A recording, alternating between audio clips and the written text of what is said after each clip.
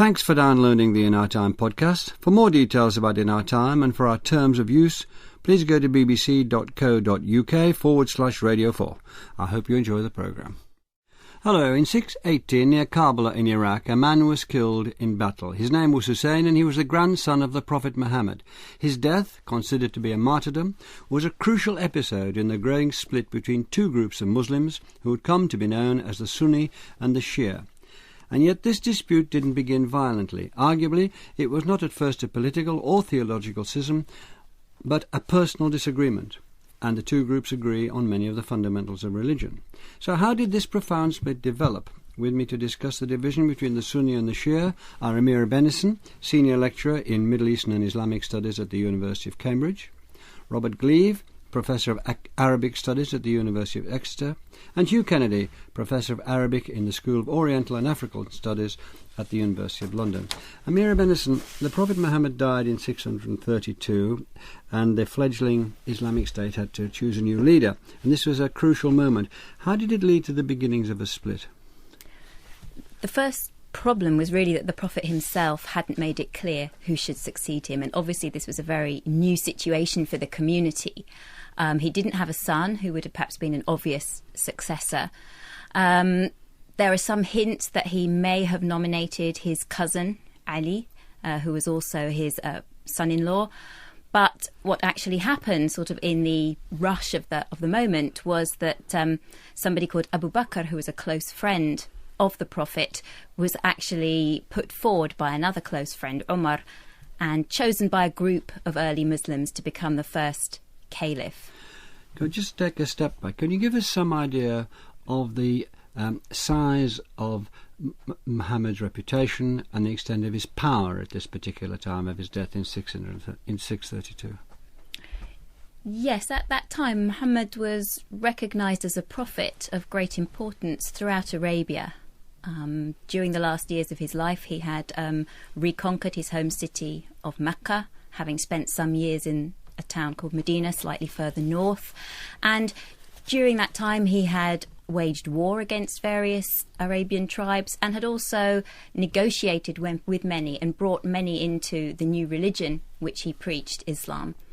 However, it has to be said that for a lot of the tribes of Arabia, their affiliation to Islam was really submission to Muhammad himself. And when he died, they were themselves not clear what they would do next. So we're talking a man who was a warrior as well as a prophet, so they'd be looking for much the same thing in he who succeeded him. It would have to be a he, of course. It would certainly have to be a he. And yes, I mean, I think the thing about Muhammad, in contrast to the founders of some other world religions, is that he played many different roles. He was a preacher, he was a religious leader, a prophet, bringing a new revealed religion to mankind, but he was also a political leader, he was also a military leader, and whoever followed him was going to have to fulfil all those different roles. So it wasn't easy for his family to follow him, so they adopted the idea of electing by elders as somebody who had become the first caliph, as you mentioned his name. Can we see in this the beginning of what became the Sunni and Shia split? In a sense we can.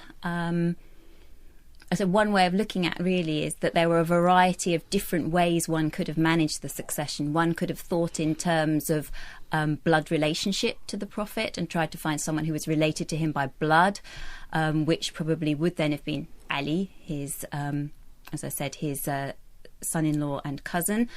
But other people felt that succession should be based on what's called sabaqa, or precedence within Islam, people who had been devoted to the Islamic cause from a very early point, regardless of their blood relationship to the Prophet. Or thirdly, another option that emerged perhaps slightly later was the idea that the old aristocracy of Mecca, who had ultimately converted to Islam, should reassert their place as an aristocratic Arab tribe and rule the new empire which was coming into being. So, from the very beginning, there was disagreement at the very least, and the evidence of what could be a split. Robert Gleave, can you tell us more about how they arrived at deciding who should be the first caliph, and where we went from there? It was a. Amira had said that the Prophet Muhammad gave no designation to a successor, but I suppose, a contested point, in that the Shia believe that he did make a clear designation as to who his successor should have been, and the rest of the community ignored that designation. So the Shiite perspective has always been that the Prophet Muhammad designated his son-in-law, and who was also a cousin of the Prophet Muhammad, designated Ali as the successor, but that the majority of the community ignored it at the time. The historical narrative is that after the Prophet's death, whilst Ali and the close relatives of the Prophet were preparing the burial commemorations for the Prophet Muhammad, another group of followers of and close associates of the Prophet Muhammad were gathering in a place called Saqifa, the Saqifa of a tribe, where they were carving up the leadership of the new Muslim empire, explicitly ignoring, from a Shiite perspective, explicitly ignoring the designation which the Prophet Muhammad had made during his lifetime, in order to ensure that someone other than Ali became the first caliph after the Prophet's death. You're using the word Shiite, we're talking about Sunni, but these words emerge over centuries. Were they in place then? Would people go around saying, he is a Shiite, I am a Shiite? No, almost certainly not. There was very early on, there was the idea of the partisans of Ali, particularly as Ali's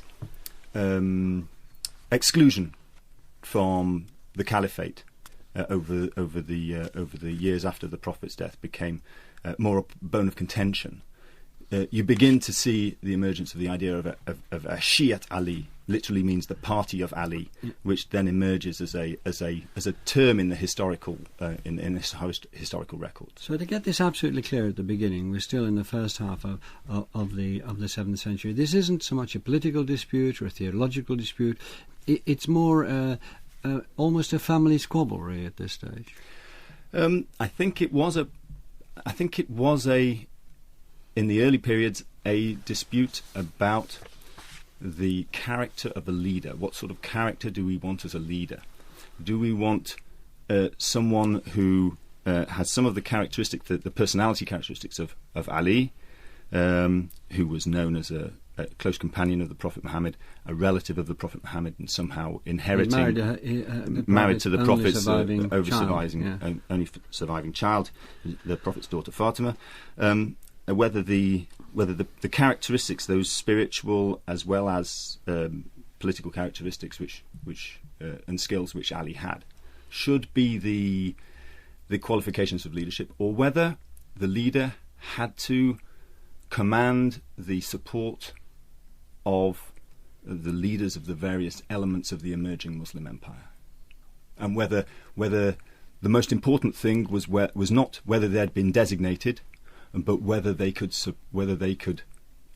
command the allegiance in the form of an oath, a public oath from the various elements of the Muslim of the new Muslim polity, an oath of allegiance to the new caliph, and so it was a different form of election as well as a different set of characteristics that you expect from a leader. Because this is such a crucial point in the development of what is a massive force in the world, and was since then. Can you take us into how the first caliphs were chosen and how that sort of branded what was to happen for, let me work it out, 1,300 years after that? Yes, the early Muslims and the death of the Prophet found themselves in an unprecedented situation, and early Muslim politics were in a sense experimental, people trying to find solutions. The Prophet himself had made it clear that he was the last of the prophets. Nobody could succeed him in that role. So the community had to find somebody who was essentially going to be manager, chief executive or ruler in some sense. The first caliph, as we've just been hearing, Abu Bakr, was really chosen by a small group of people who thought it very important to have somebody in control immediately, not to let things slide, not to let the Muslim community drift apart. And so they chose Abu Bakr, ancient and respected companion of the Prophet. And he was, in turn, designated Omar, and Omar is a very important figure because... The first, he lasted for 2 years, he was an old man, and he had been ruled for Abu Bakr lasted for just 2 years, 632 to 634.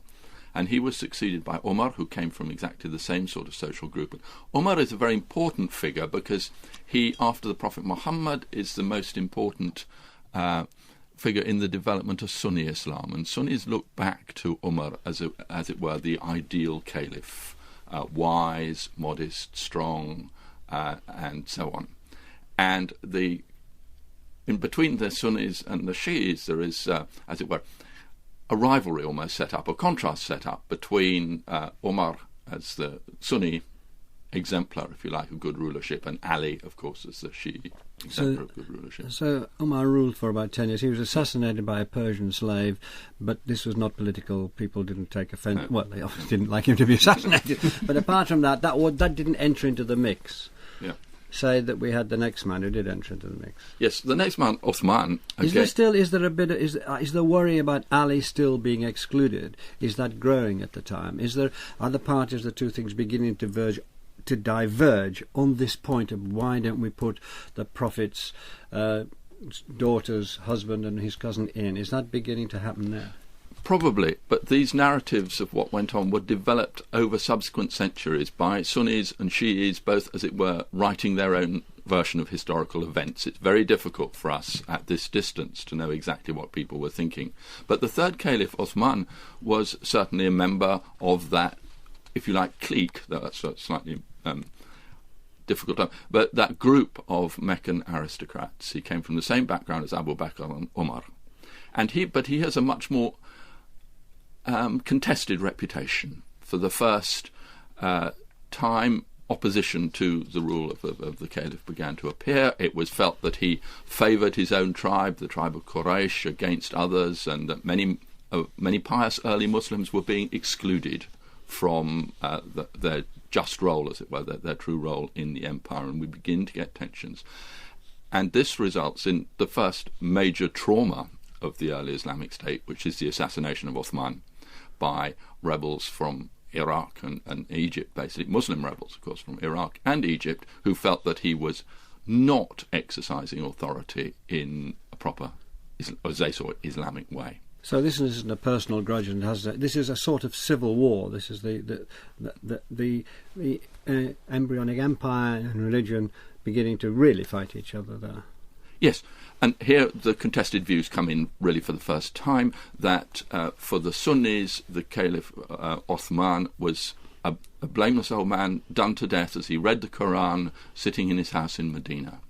For, as it were, the proto-Shi'is, the people who were going to develop Shi'i ideas, Uthman was a man who usurped, effectively, the throne, had excluded Ali, and had excluded many of the most pious of the early Muslims from the fruits of office. So already we're in very contested territory here. Before we continue with that particular night, let's just step back for a second, Robert Gleave, and tell us how big, where's the Islamic empire, its new empire, what size is it, what power does it have at this particular time? We're talking about, let's say, 650, something like that. Well, the great military advances had been made primarily under the reign of Omar, but also under Uthman's reign as well. Abu Bakr's early 2-year reign was primarily concerned with reuniting the Muslim empire in the Arabian Peninsula following the death of Muhammad. So it was a consolidation phase to an extent, because there was an enormous amount of rebellions, and which are called apostasy, the wars of apostasy in the Muslim tradition. But during Umar and Uthman's time, you have expansion. In terms of the geography we can sort of comprehend today, yeah, but it stretched out to the east as far as the Hindu Kush, to the north as far as the Caucasus, all around the eastern part of the Mediterranean littoral, and across North Africa. So it was a very large empire, quite a remarkable feat to have in a matter of 30 years or so to have conquered such an enormous territory. That's what I wanted to bring in, because in 30 years they made this extraordinary advances. So that's got to be a tension inside who rules, because there's quite a lot to rule, isn't there? There. So, crucially, where the centre of gravity of the new empire was going to be located. So we come to Ali gets it at last, as it were. Amira, is that it's about time, or he's the right man, or are they reverting to, well, we need a descendant of the Prophet? Well, I think the point you've just made about the expanding empire is very important here. You know, sort of the spoils of empire make this a very crucial appointment. Everybody knows the stakes are extremely high at the death of Uthman. Ali's final accession to the caliphate is in fact not uncontested. There are now numerous warring groups really within the early Muslim community who have very different ideas about what should happen.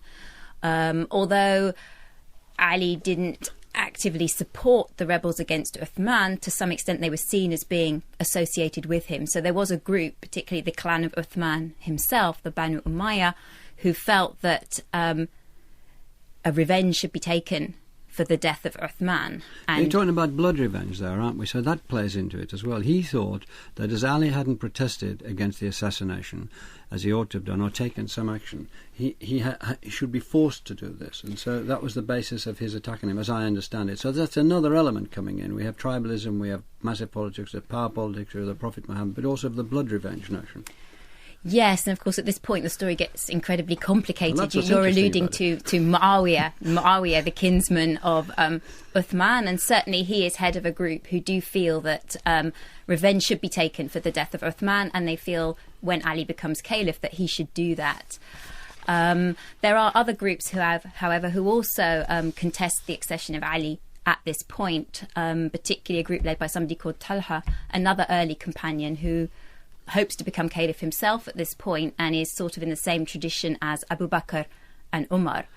So just to keep it clear, because it's we mustn't get muddled at this point. Yes, into Italian opera program territory. Okay, we've got Ali. We know who Ali is. He's married Fatima, the only surviving child of Muhammad.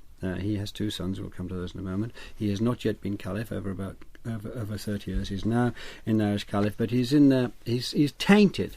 And this Muawiyah is very serious in battle against it. He wants to fight him, which they do fight, Robert Gleave, and Ali is drawn into negotiations. And as a result of being drawn into negotiations, a lot of his followers leave him. Now, why is that? Well, Ali's reign, which began in 656, was troubled from the very beginning, in the sense that there was this enormous resentment that had built up from Muawiyah, who was the governor in Damascus, about the death of Uthman and the lack of vengeance for that, and the lack of justice. A caliph is supposed to be just. He's supposed to rewrite wrongs that have been done, and Ali was failing to do this, and consequently the legitimacy of Ali was undermined. And so this enormous groundswell of opposition in Syria began to emerge right from the very beginning of Ali's caliphate. He also had problems back in the Arabian Peninsula, in that one of the wives of the Prophet, the surviving wives of the Prophet, Aisha, was banding together with other companions, Talha, who Dr. Bennison has just mentioned, to form an opposition, and they were building up forces in Basra in southern Iraq, and so so Ali was facing opposition on various fronts. After he's dealt with the opposition from the Prophet's wife, Aisha, very militarily speaking, he then has to face the opposition of Muawiyah, and the 2 armies meet at a place called Siffin, which is on the modern day border of Syria and Iraq, round about that area, and there's a standoff for a number of days, and there's a day of bloody fighting, and it's clear that neither side is going to emerge completely victorious.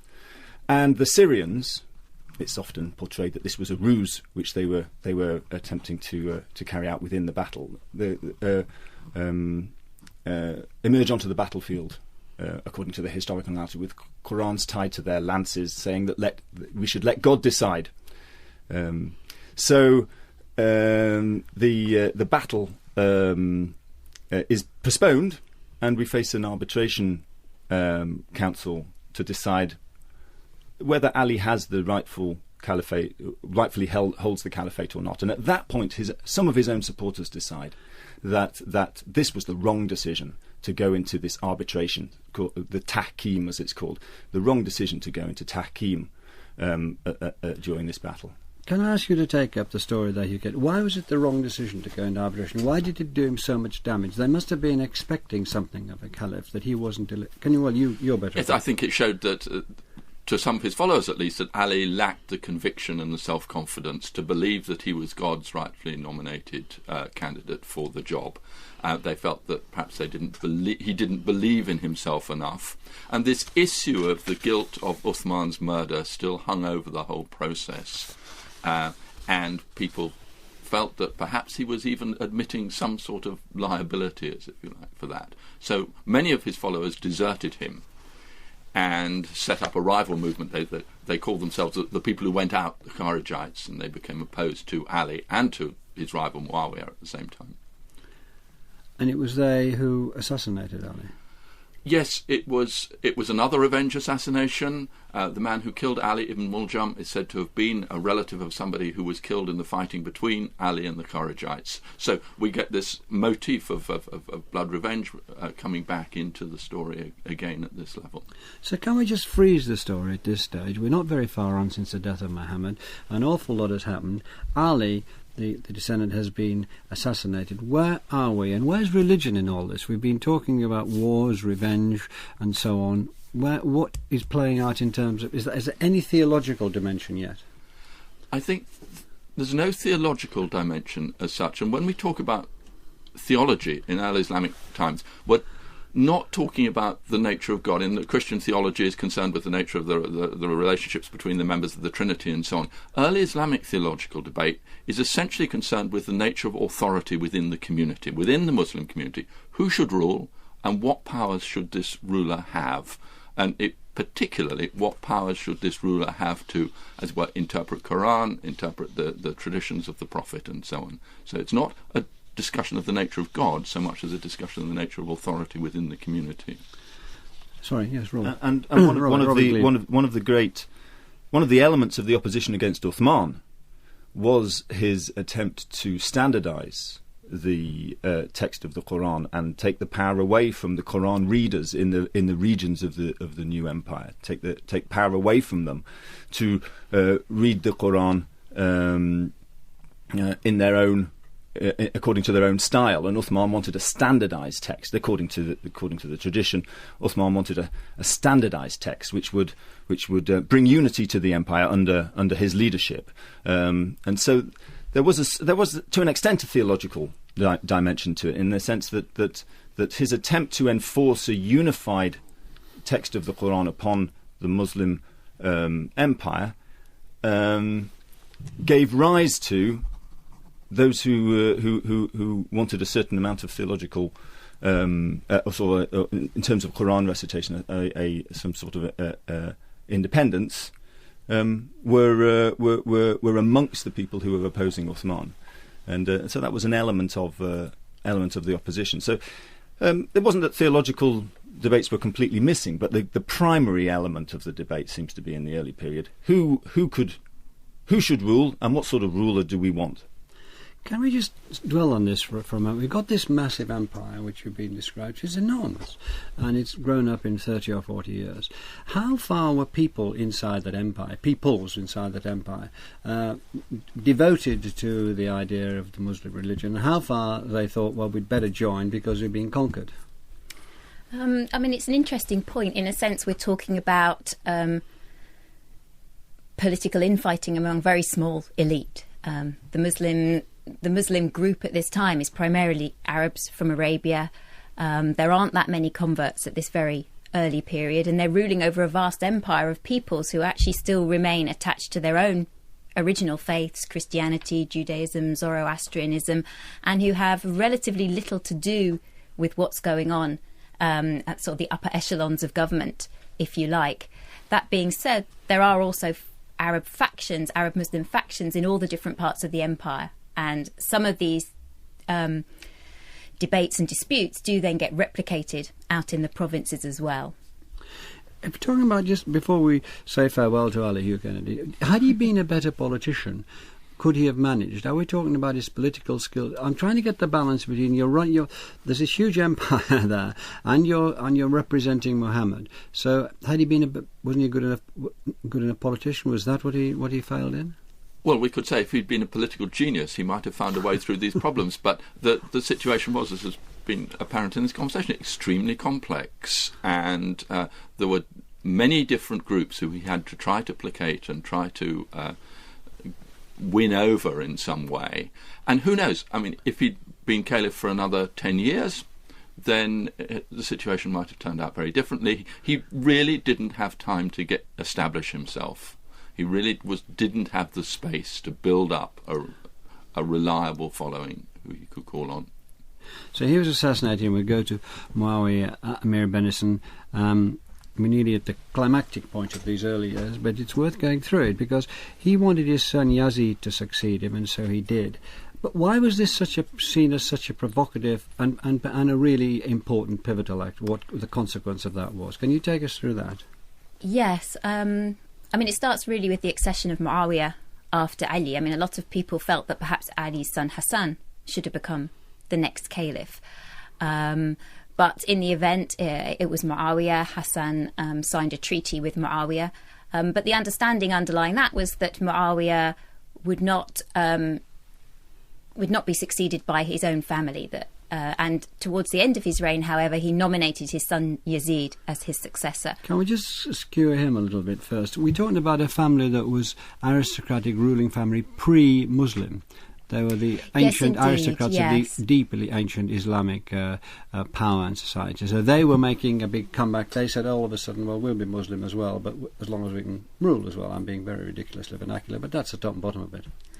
In a sense, yes. I mean, the Banu Umayyah, which is the clan from which Muawiyah came, was also the clan of Uthman, and it did have early important Muslims in its ranks, but a lot of the Banu Umayyah were late converts to Islam, and they were the old aristocratic elite of Mecca who seemed to be making something of a comeback. So when Muawiyah nominated his son Yazid for the succession, and Yazid did become caliph, there was a sense that things had really gone awry, that if there was going to be hereditary leadership within Islam, then really that definitely should belong to the family of the Prophet, not to other clans. So this hereditary leadership comes into the argument then. So we're on that tack now. You can't have hereditary from Muhammad, that's been but you can have from the old aristocrats, and Yazid comes in. But There's a problem. The problem is one of Ali's sons, one of them Hassan, as Amira said, makes a deal. He's not going to do anything. Husayn, the other son, doesn't. Yes, Husayn decided at this point, with the accession of Yazid, widely contested succession of Yazid, to make a bid for power. He was living at that stage in the Hejaz, in Medina, but he was invited by, as it were, dissident groups in Iraq, and particularly in the Iraqi city of Kufa, to come to Iraq and seize the caliphate. Now, Husayn was the grandson of the Prophet. When, as an old man, the Prophet had played with him on his knee, as it were. There was a direct personal communication link here with the Prophet.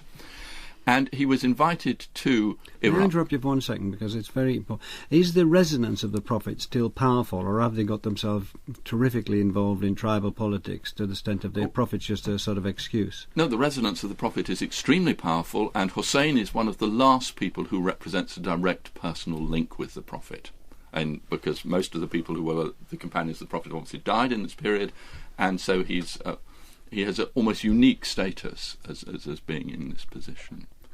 So he comes across the desert, and before he can reach the fertile lands of Iraq, a group of soldiers working for the Umayyads come out. They surround his small caravan, which consists basically of Husayn and his family and his immediate retainers, and after prolonged skirmishing, when Husayn and his family are suffering greatly from thirst and general lack of military supplies and so on, they are all done to death, including Husayn himself. And so the grandson of the Prophet is, in a real way, martyred by the forces of the Umayyads, the forces of godless oppression, if you like, as far as many Muslims would have seen it. And this is, as I understand it, Robert Gleave, a very important moment, the martyrdom of Hussein. This is something that still resonates. Well, it still resonated through the centuries and still resonates today in terms of the self-identity of Shiites across the world. So it's a sort of pivotal event in terms of the consolidation of the Shiite movement, and if you like, the beginnings of Shiism as we understand it. Because from the martyrdom of Hussein onward, you have a series of Shiite rebellions against the establishment, against the Umayyads, and later against the Abbasids, the second dynasty in the early Islamic period. So you find that the crucial defining identity factor in early Shiite Islam is this martyrdom. Obviously, the Shiites have coalesced around the idea that Ali should have been the successor to the Prophet, but the martyrdom of Husayn gave the Shiite cause an impetus, which previously it had not done, and so we face so the establishment faced a series of rebellions, sometimes in Husayn's name, to avenge Husayn over the coming centuries. Can you develop that, Amira Bennison? Yes, I mean, this is, as Rob has said, this is very much the key moment in the development of Shiism, the martyrdom of Husayn and the accession of the Umayyads in their place.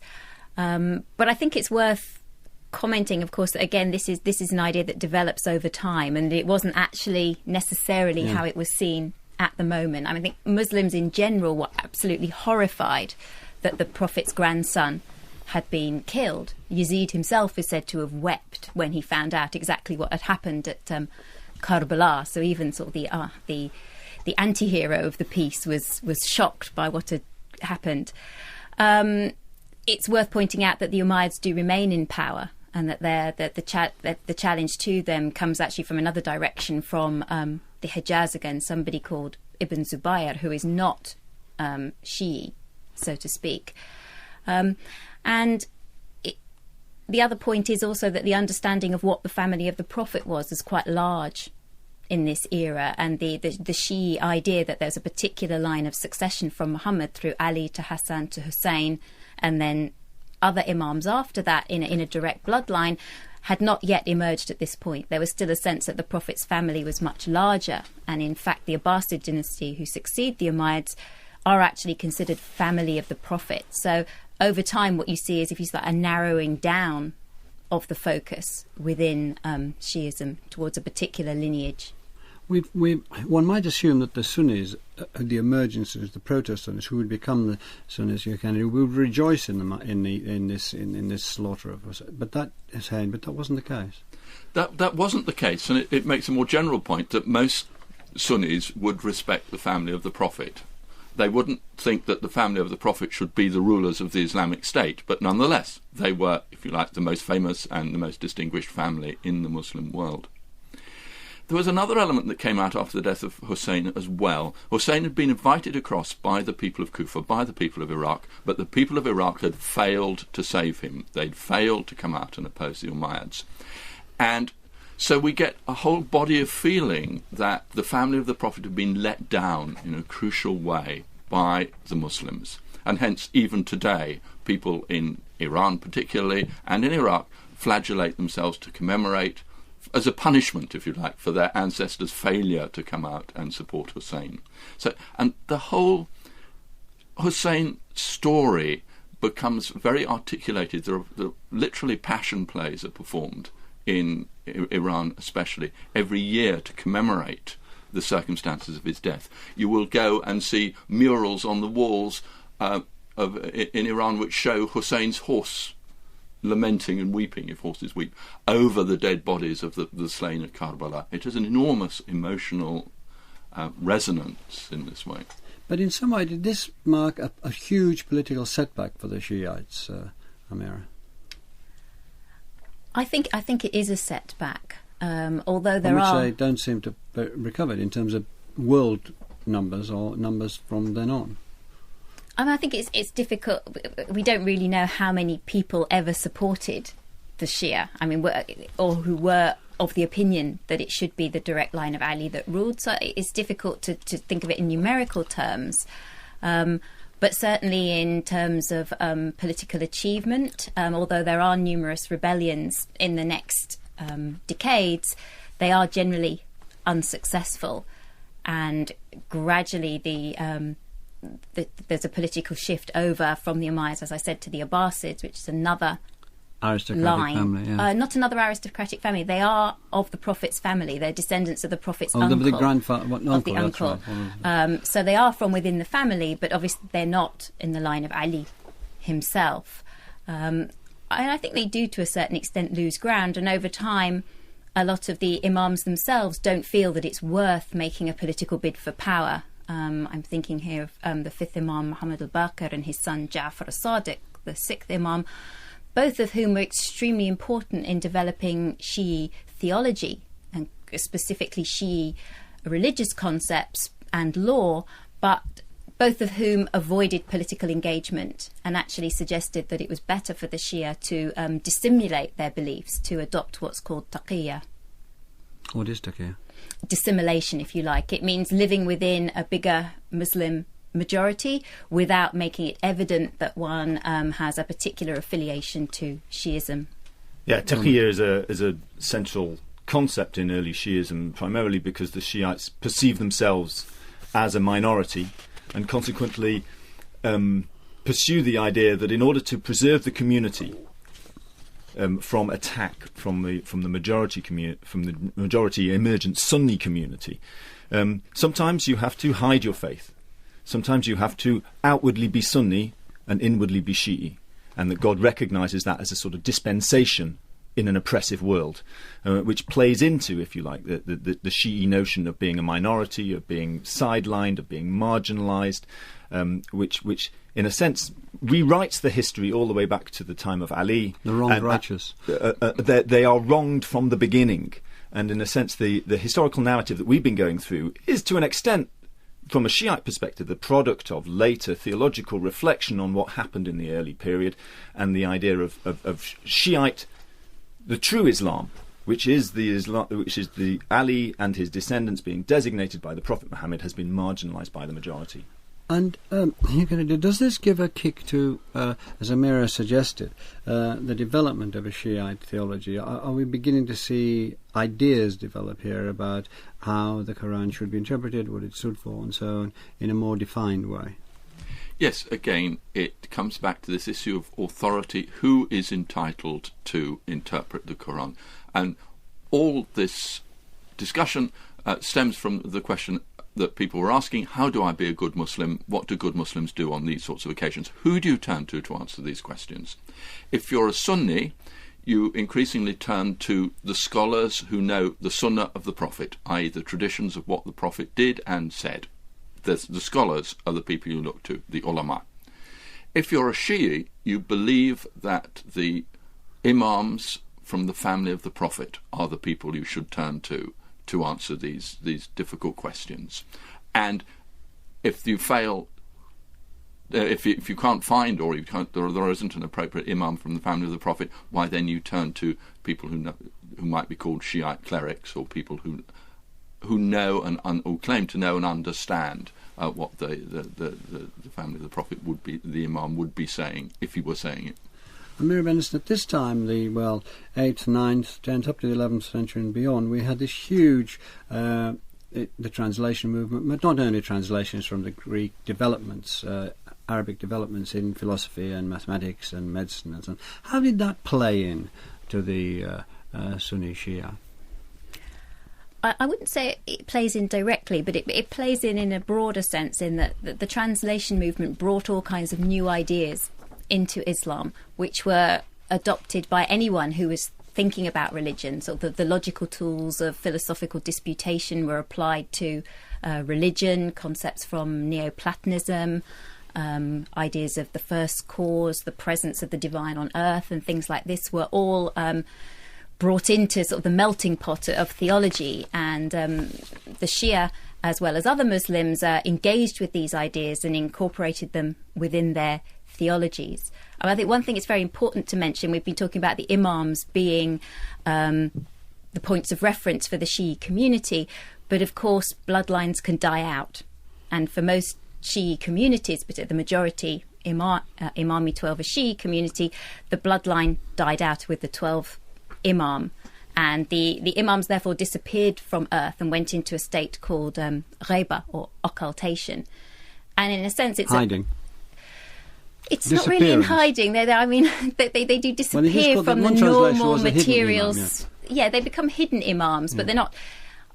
I think to describe them as being in hiding has sort of the wrong resonance. It's the wrong connotation. I withdraw it, but it is called the hidden imam. They're in a metaphysical space. Yes. They're sort of aware of what's going on earth. They're not dead, but they're not accessible to the ordinary Shi'i, who at that point begins to refer much more to the clerics or representatives of the imam on earth. Yeah, the resultant situation that you have in Shi'i Islam, following the occultation of the 12th descendant, if you like, who becomes the hidden imam. I mean, the justifications for the hiding or the occultation are partly to do with oppression in order to preserve the community. The community doesn't have a leader, which makes them a target. Those sorts of things are play into the reasons for the occultation. But once you have the occultation, the situation of the ordinary Shi'i Muslim is not so different now from the Sunni Muslim, in the sense that whilst the imams were present, they had an imam to whom they could turn for advice and legal guidance. Once the imam has gone, they turn to the scholars, who, in a sense, take up the functional role of the imam in the community, albeit without his sinlessness and his perfection, but represent, if you like, interpret the words that we have surviving from the imams, the words and actions of the imams for the ordinary Shi'i population. So you end up with a situation which isn't so different from the Sunnis who turn towards their scholars for guidance. Finally, and I'm sorry, you very briefly, has the thinking travelled a long way since 632? Yes, and the idea remains central that there is, to all Shi'is, that there is a hidden imam or disappeared imam somewhere in the world, and without this imam there cannot be true religion, there cannot be true Islam, and that fundamentally separates the Shi'is from their Sunni neighbours. Well, thank you very much for taking us through that. I think a lot of people learned a lot. I certainly did. And thanks to Amira Bennison, Hugh Kennedy and Robert Gleave. And next week, we'll be tackling logical positivism. Thank you for listening. This is Michael Sandel. I teach political philosophy at Harvard University. And this year, I will be giving the BBC Wreath Lectures on the subject of a new citizenship. In a series of 4 lectures, I'll be addressing what it means to be a citizen, not just a consumer. I'll be looking at the moral limits of markets and the role of morality in politics, about the uses of new genetic technologies and the prospects of a politics of the common good. A podcast of the lectures will be available at the bbc.co.uk/Radio4 website. I hope you'll subscribe.